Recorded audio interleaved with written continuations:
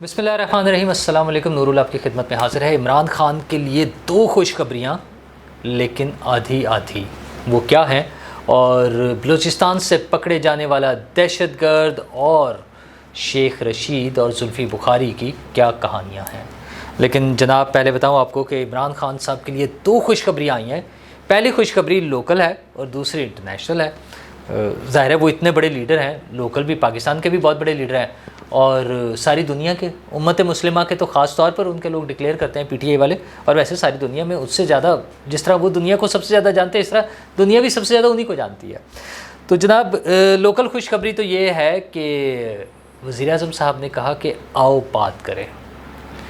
वज़ीर-ए-आज़म साहब ने खुद पार्लियामेंट में खड़े होकर ये कह दिया कि अगर इमरान खान साहब परेशान हैं, किसी मुश्किल में हैं, कहीं उनको कोई इश्यूज़ आ रहे हैं तो हमें बताएं, हम बात करने के लिए तैयार हैं। तो ये तो थी एक बड़ी खुशखबरी कि वज़ीर-ए-आज़म और हुकूमत खुद तैयार है उनसे बात करने के लिए। लेकिन आधी इसलिए थी कि उसी वक्त, मतलब बग़ैर किसी वक्फे के, बग़ैर कोई लगी लिपटी रखे, उनकी पार्टी से उमर अयूब साहब ने साफ चिट्टा जवाब दिया। उन्होंने कहा जी कोई बात नहीं होगी, बात सिर्फ तब होगी जब आप इमरान खान को रिहा करें, हमारे सब लोगों को रिहा कर दें, जितने भी कैदी हैं सबको रिहा कर दें। उन्हें हसन नियाज़ी याद आ रहे थे, उन्हें यास्मीन राशिद साहिबा याद आ रही थी, वो सारे कैदी जितने भी थे वो सारे उनको याद आ रहे थे। उनका सबको रिहा करें, फिर बात आगे चलेगी। इसकी वजह ये तो नहीं कि शायद पीटीआई की लीडरशिप माइनस इमरान खान जो है वो चाहती नहीं कि इमरान खान साहब बाहर आएँ, और उनका ख्याल है अंदर ही रहें तो ठीक है ना, लेकिन कभी कभी उसे तन्हा भी छोड़ दें। तो खान साहब को उन्होंने तन्हा छोड़ दिया कि ये अब अंदर ही रहें। अच्छा, वैसे वज़ीर-ए-आज़म साहब ने तो ज़रा लार्जर पिक्चर में वो बात की, और मुझे लगता है कि ये वज़ीर-ए-आज़म साहब की या सियासी जमातों की मेचोरिटी है जो बार बार इस बात का, इस अज़्म का इज़हार करते हैं कि आएँ बैठे बात करें। वो पीटीआई को बतौर पॉलिटिकल पार्टी मेन स्ट्रीम में, कौमी धारे में लाना चाहते हैं कि वो आएँ, सियासत में आएँ, पार्लियामेंट में आएँ, बात करें, बैठें। लेकिन वो जो इंतशार की सियासत है, सिर्फ लड़ना, झगड़ना, मारना, आग लगाना, कत्ल कर देना, वो जो पीटीआई का वतीरा है, उनसे निकल के सियासत में आए। सियासत में इख्तलाफ हो सकता है, एहतजाज हो सकता है, सब कुछ हो सकता है, लेकिन अमन के साथ, अमन के बगैर नहीं। तो हाँ, जहाँ तक ये आजकल शोर मचाया जा रहा है कि ये पहली दफ़ा हो रहा है, ये जुल्म हो रहा है, जुल्म है। अच्छा, वो कम हो या ज़्यादा इस चीज़ से हट के, मतलब अगर किसी को सिर्फ सादा कैद ही रखा गया तब भी गलत है, किसी को कम दिन कैद रखा गया तब भी गलत है, लेकिन कंपैरिजन भी तो चूँकि पीटीआई वाले कर रहे होते ना, अदरवाइज़ तो कंपैरिजन की ज़रूरत ही नहीं है। जो चीज़ गलत है वो गलत है। लेकिन जब वो ये कहते हैं कि ये पहली दफ़ा ऐसा हो रहा है, इससे पहले तो कभी नहीं हो रहा है, तो वज़ीर-ए-आज़म शहबाज शरीफ ने अपनी मिसालें दी हैं। उनका, मैं कैंसर का मरीज़, मुझे वो गाड़ी में बंद करके रखा जाता था ताकि मेरी कमर झुकी रहे, दर्द हो, मज़ीद तकलीफ़ हो। अपनी वालदा के इंतकाल का जिक्र किया उन्होंने कि उन्हें आने नहीं दिया गया। ये सारी बातें उन्होंने बताई हैं। उनका, आप जो रोना धोना था वो उससे काम नहीं चलेगा, सियासत के मैदान में मुकाबला करें और जो मुकदमात हैं उनको अदालत में फ़ेस करें, इतनी सी बात है। लेकिन ये और बात है कि उनकी पार्टी बातचीत के लेवल पर आना ही नहीं चाह रही। वो ऐसी कंडीशन शुरू में दे देते हैं कि जिससे ये लगे कि बस बात ही नहीं होनी। और दूसरी खुशखबरी, इंटरनेशनल खुशखबरी, वो भी आधी, वो आधी इसलिए कि अमरीकी ईवान नुमाइंदगान ने बिलाखिर एक करारदाद पास कर दी, और वो करारदाद इमरान खान के हक़ में है। अच्छा, वैसे तो बेशुमार करारदादें रोज़ असम्बलियों में पास होती हैं, लेकिन इसमें ख़ास बात यह है कि इमरान खान साहब ने, उनकी पार्टी ने, उनके लीडर्स ने बहुत मेहनत की, और मेहनत ये की कि पैसा खर्च करके, ढेर सारा पैसा खर्च करके, लाखों डॉलर्स में चली जाती है बात, शायद या इससे भी ज़्यादा। वो आपको याद है ना, लॉबिंग की जब बात होती थी, $25,000 और मुख्तलिफ अमाउंट्स इस तरह से दिया जा रहा था। वो तो एक फ़र्म को ऑफिशियली अनाउंस था ना, उसके अलावा भी क्या क्या कुछ हो रहा होगा, हू नोज़। और फंडिंग कैसे होती है, कैसे आती है, कहाँ चली जाती है, इस तरह के बहुत सारे मसाइल इमरान खान साहब और उनकी पार्टी को, फंडिंग केस, जिसको गैर कानूनी जो फंडिंग केस था उसमें भी ज़िक्र होता रहा, इश्यूज़ हैं उनकी पार्टी के। तो वो सारी एफ़र्ट्स करके पाकिस्तान के ख़िलाफ़ जो कैंपेन चलाने की कोशिश की गई, आपने देखा होगा बसों पर लगे होते थे बोर्ड्स और वो सारे नारे पाकिस्तान के ख़िलाफ़। जहाज़ों के ज़रिए करा लिया गया इमरान खान को रिहा, तो किसी जहाज़ नहीं, मतलब जहाज़ के ज़रिए वो बैनर लटकाया हुआ था मैच के दौरान, जो आपने देखा। तो ये सारी कोशिशों के बावजूद बिलाखिर एक करारदाद पास हो गई है जिसमें कहा गया कि पाकिस्तान में बड़ा जुल्म हो रहा है।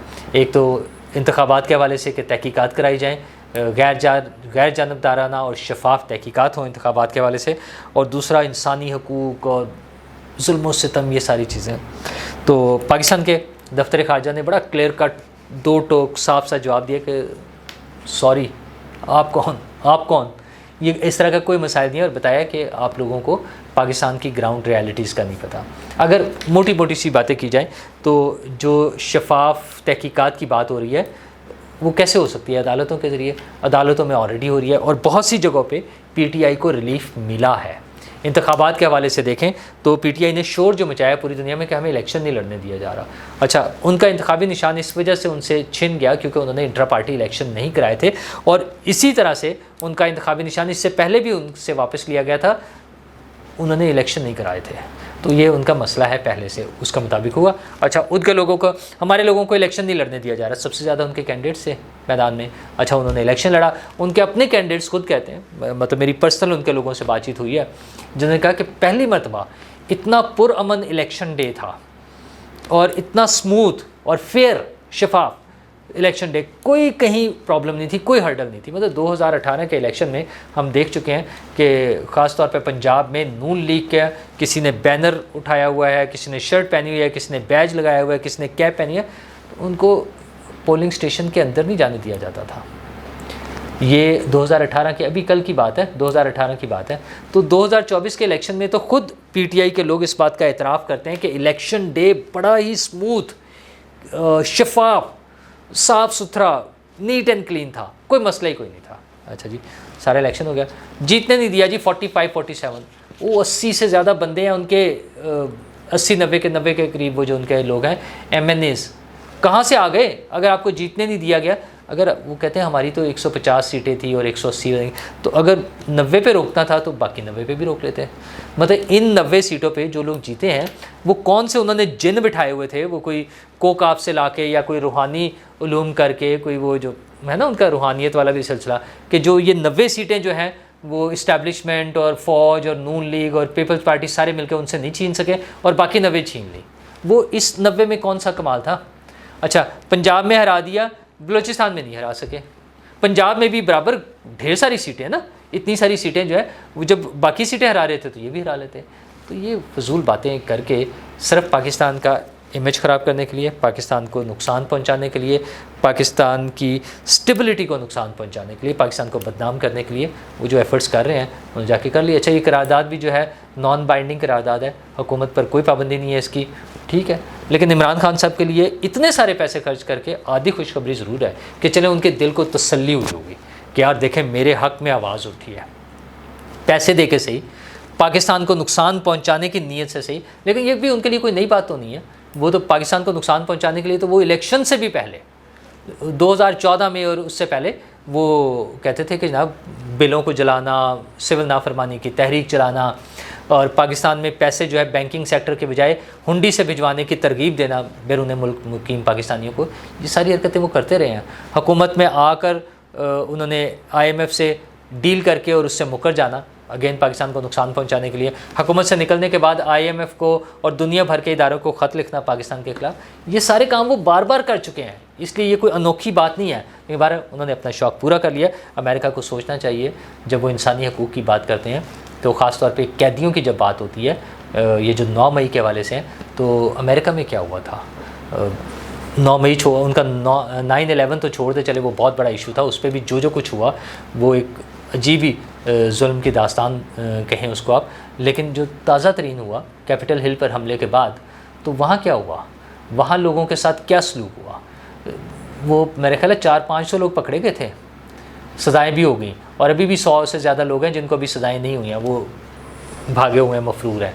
तो और सज़ाएँ किस बात पे थी कि गार्ड्स को घूर के देखा, टेबल पर पाँव रखे हुए थे, इन चीज़ों पे। तो यहाँ पर पाकिस्तान में जिन लोगों ने हमारी एयर बेस पे अटैक किया, मतलब वो दुश्मनों वाला काम जो उससे पहले दहशतगर्द कर चुके हैं वो काम किए, GHQ पे हमला, कोर कमांडर हाउस पे हमला, आर्मी की तनसीबात को जाके जलाना, आग लगाना, दुनिया के किसी महज़ब मुल्क में कैसे ये मुमकिन है कि इसको बर्दाश्त कर लिया जाए और इस पर एक्शन ना लिया जाए? तो अमेरिकन को भी सोचना चाहिए, उन्हें ग्राउंड रियलिटीज़ को भी देखना चाहिए।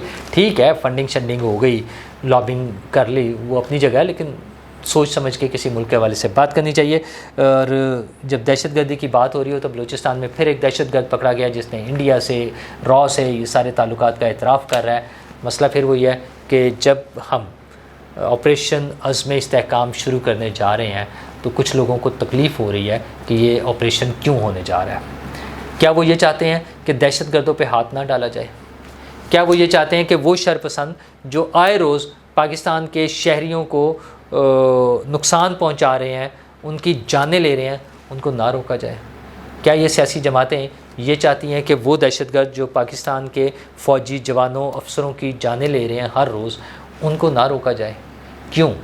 दहशतगर्दी दुनिया के किसी मुल्क को कबूल नहीं है, तो हमारे मुल्क में ये सियासी जमातों को क्यों? हाँ, अगर उस पर आप आकर बात तो करें ना, पार्लियामेंट में बात करें, पूछे तो सही कि क्या हो रहा है।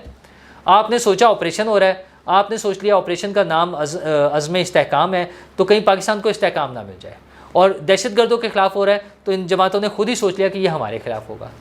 इस रवश को तब्दील करना होगा। ये और बात है कि जुल्फ़ी बुखारी को आज भी ये लग रहा है कि दुनिया बदलने जा रही है, और उन्हें लग रहा है कि जैसे ये अमरीकी ऐवान नुमाइंदगान में एक आवाज़ उठी है ना, पेड पैसे दे के, वो जो जिस तरह इमरान खान साहब पैसे दे के इंटरव्यूज़ अपने चलवाते थे, उसी तरह ये जो लॉबिंग करके जो एक करारदाद पास कराई है, दुनिया में खामोशी टूटने जा रही है। और इनका ले दे के सारा जो उम्मीदें हैं ना, वो अब नवंबर में है ट्रंप के इलेक्शन से, कि ट्रंप जीतेगा, ट्रंप का दामाद पावर में आ जाएगा साथ। ट्रंप का दामाद चूँकि इमरान खान का दोस्त है, तो इसलिए फिर इमरान खान की बल्ले बल्ले हो जाएगी। तो खैर, ख्वाब देखने में तो कोई हर्ज नहीं है, सोचते रहें। हाँ, शेख रशीद ने बात बड़ी क्लियर किया है। उन्होंने कहा वो लोग बेवकूफ़ हैं जो ये समझते हैं कि इमरान खान रिहा हो जाएंगे। अच्छा, शेख रशीद, खैर शेख रशीद से भी बड़ी बड़ी बड़कें और बोंगियाँ मारते रहे हैं, लेकिन बार उन्हें कुछ थोड़ा बहुत तो अंदाज़ा है ना चीज़ों का। वो जिस गेट नंबर 4 की नौकरी के वो दावेदार थे, उन्हें बहुत सारी बातों का पता है। अगर उनकी बहुत सारी बातें पहले भी गलत हुई हैं, लेकिन बहरहाल कुछ चीज़ों का तो उन्हें अंदाज़ा है ना कि डील कैसे किया जाता है, जिसमें वो खुद भी शामिल हैं, जैसे वो डील हो रहे हैं। लेकिन बहरहाल हमें यही दुआ करनी चाहिए कि जैसे वज़ीर-ए-आज़म पाकिस्तान ने कहा है कि आएँ, मिलकर बैठें, अमन के साथ, सुकून के साथ चलें। वरना मौलाना फजलुर रहमान ने तो चाइना के दौरे को भी नाकाम करार दे दिया है, पार्लियामेंट पे आज खड़े होकर ना, और उन्होंने कहा कि चाइनीज़ ने सिक्योरिटी कंसर्न्स ज़ाहिर किए हैं। नो डाउट, कोई शक नहीं है, चाइना क्यों ना करे, चाइना की इन्वेस्टमेंट है, और इन्वेस्टमेंट का मतलब कारोबार करें, और कारोबार के लिए पीसफुल माहौल चाहिए होता है, उसमें कोई शक वाली बात नहीं है। तो चाइना के रिजर्वेशंस अपनी जगह, हमने पाकिस्तान के लिए, पाकिस्तान के तमाम शहरियों के लिए इस मुल्क को महफूज और पुरअमन बनाना है, और यही हुकूमत की ज़िम्मेदारी होती है। शुक्रिया।